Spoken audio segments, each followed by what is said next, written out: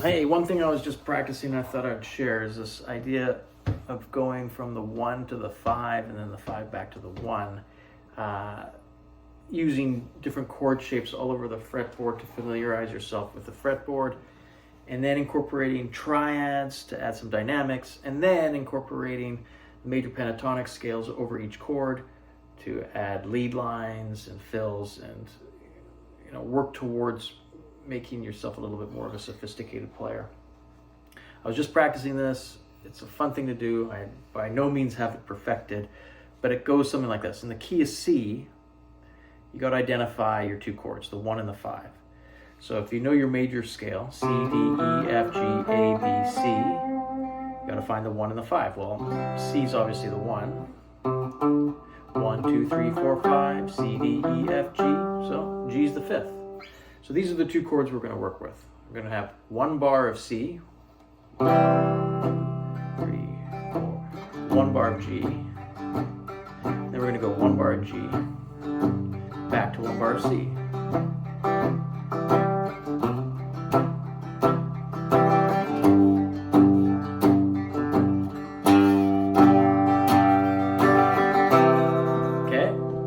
Now we're going to do the same thing again, but we're going to move where we play each chord around and familiarize ourselves with it. So here's again, 1, 2, 3, 4, 2, 2, 3, 4, 3, 2, 3, 4, 4, 2, 3, 4, 1, 2, 3, 4, 2, 2, 3, 2, 3, 4, 4.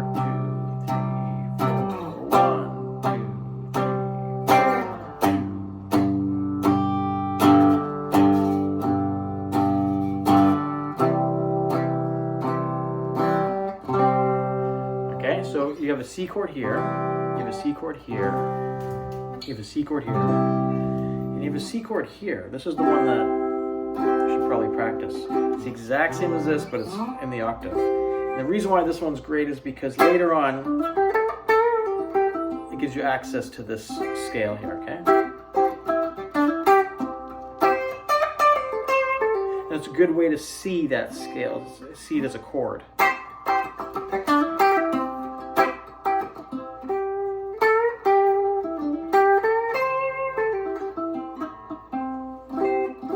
And your G chords are here, here, here, here, you can do it here. Okay, so this is a G, this is a G, this is a G, and this is a G. My pinky's on, whatever, that's the 12th, that's the 15th. My third finger's on the 14th. And then I'm barring across the 12th, just 2 strings, so.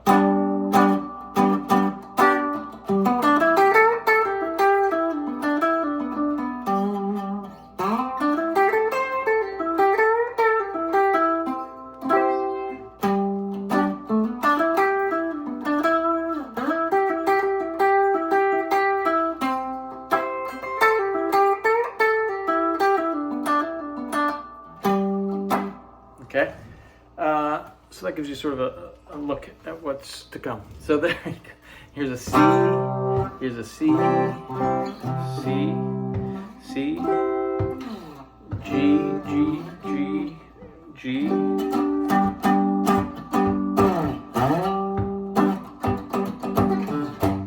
You might think this is a silly one to do, but think of it this way, like, okay, let's just do the exercise. 2, 3, 4, 2.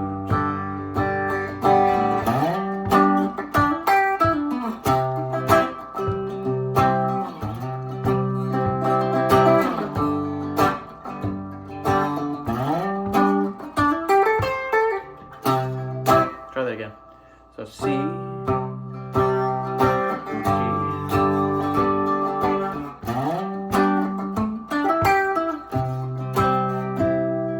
okay.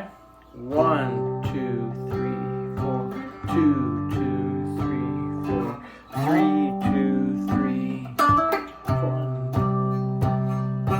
1, 2, 3, 4, 2, 2, 3, 4, 3, 2, 3.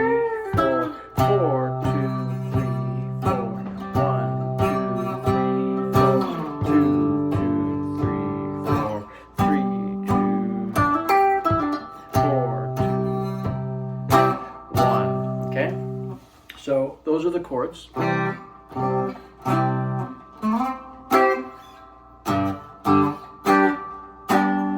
Okay, now we're going to incorporate triads. Now a triad is made up of, major triad is made up of a root, a third, and a fifth. In the case of C, your major triad is going to be C.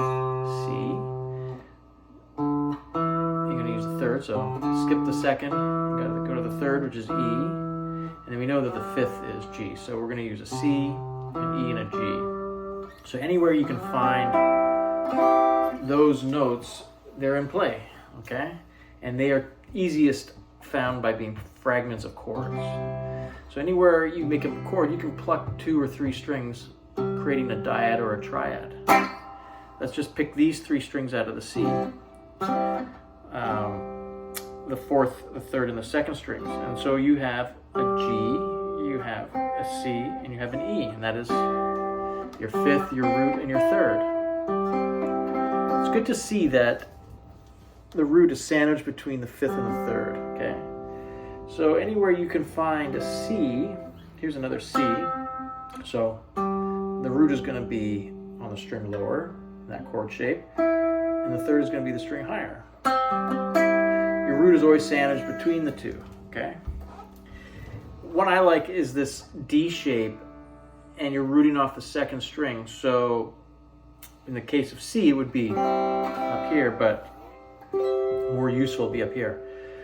And then in the case of G, your triad is your root, your third, and your fifth. G, B, and D. And again, you can use a G, a B, and a D. So that's just a fragment of this.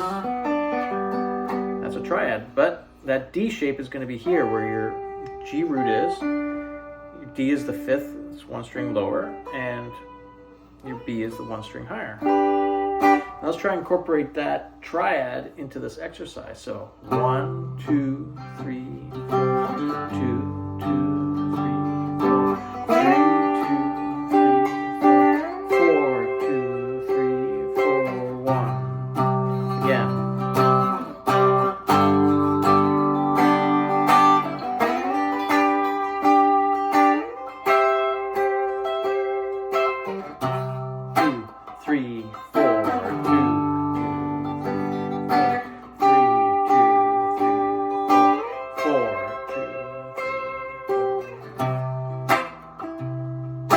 Okay, so now if you just play it a little bit more randomly, here you go. 1, 2, 3,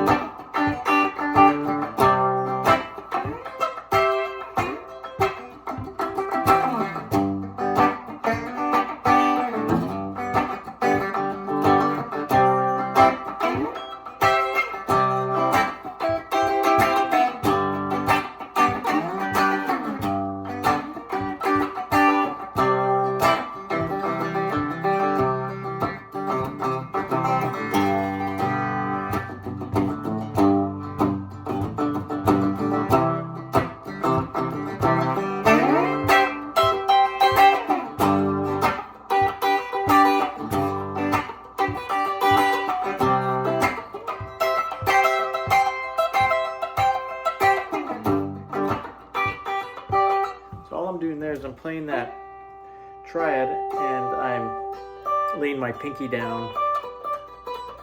That's the third on the fifth, on the next available fifth, which is D. Okay.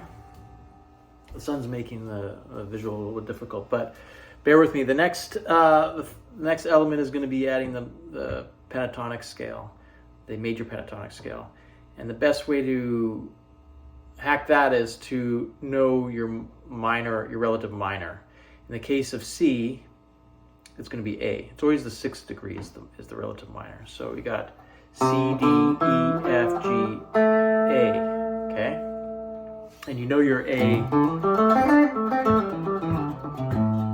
minor pentatonic, and then the next octave, right?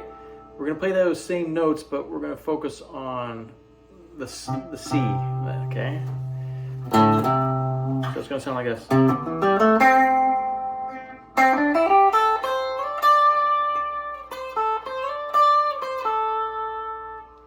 Right?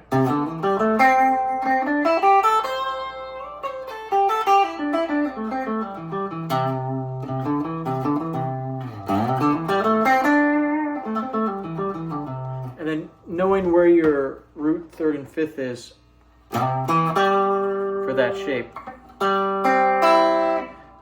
Root, third, fifth, root, third, root, third, fifth, root, third, fifth, root, third, fifth, root, third, fifth, root, there we go.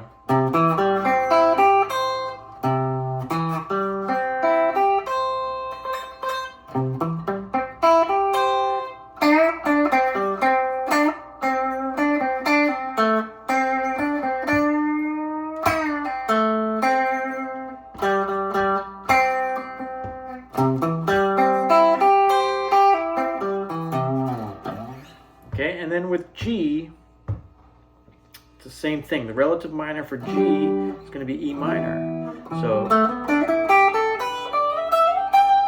there's your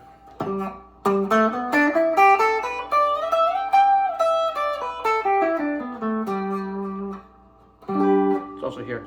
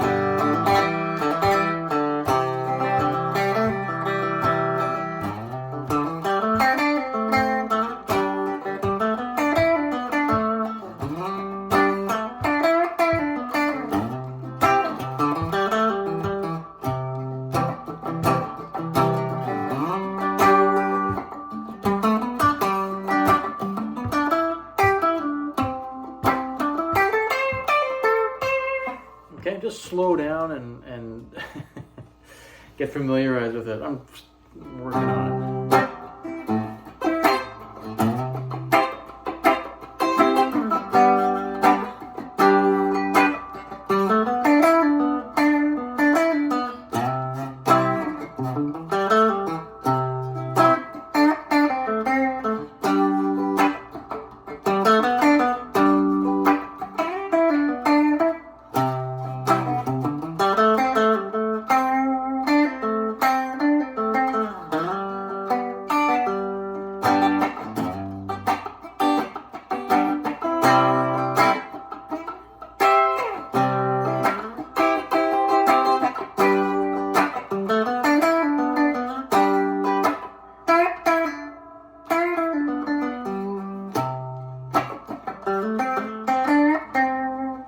And if you make a lick that ends on the root,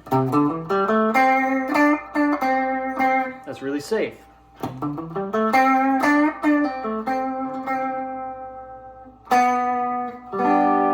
Okay, so what I did there is, here's a lick in C. Then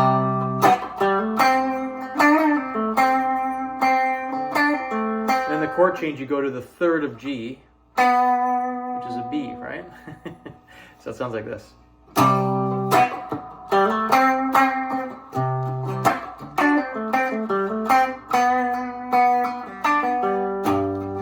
So the listener has transitioned from the C to the G without me playing the root, okay? That's pretty interesting. The third is that important. Here's the root of C. There's the third of G, and it sells it like you've just done that. So listen.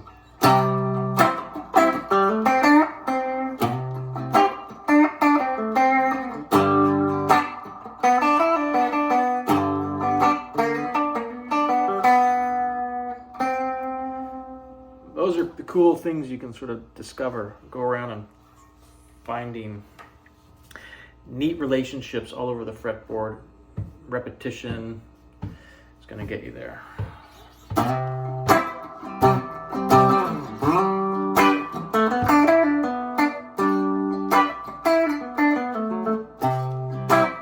Okay, I messed up there. What did I do?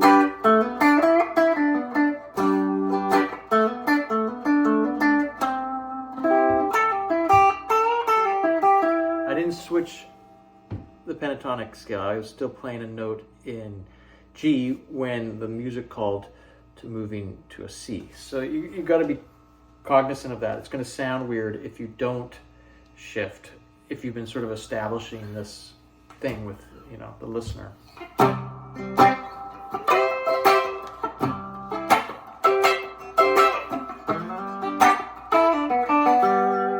And then find other places to play, you know, the pentatonic scale, obviously.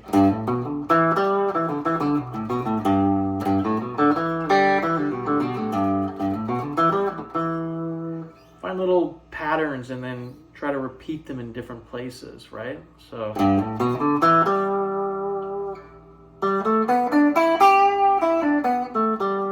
There it is, like.